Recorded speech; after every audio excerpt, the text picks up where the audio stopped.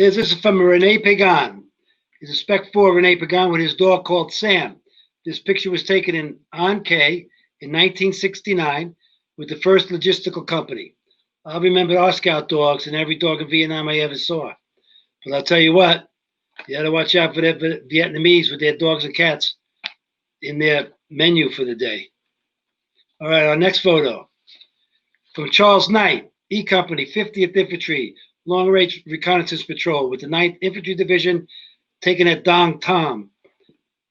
11/13/68. It was his 21st birthday. Interesting picture there. Usually smoking a cigarette in Vietnam. Most guys did. And what is that weapon? Is that looks like a?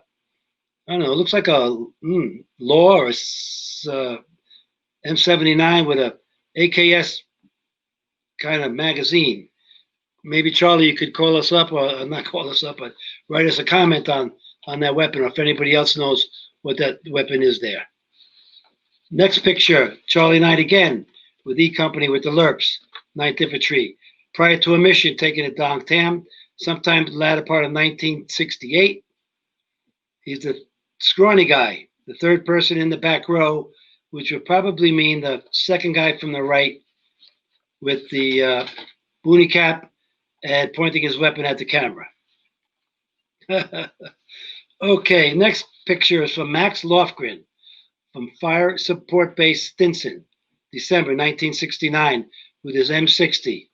The only thing he trusted. Such wisdom from a 19-year-old guy. Keep that M60 humming. And I'd like to know where that was, where that fire base was, Max, if you get a chance. Was that up in the up on I-Corps?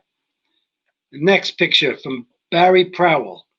He's in the boonies somewhere northeast of Khartoum in June of 1969 with his mechanized outfit, APCs, and looks like they have proper spacing.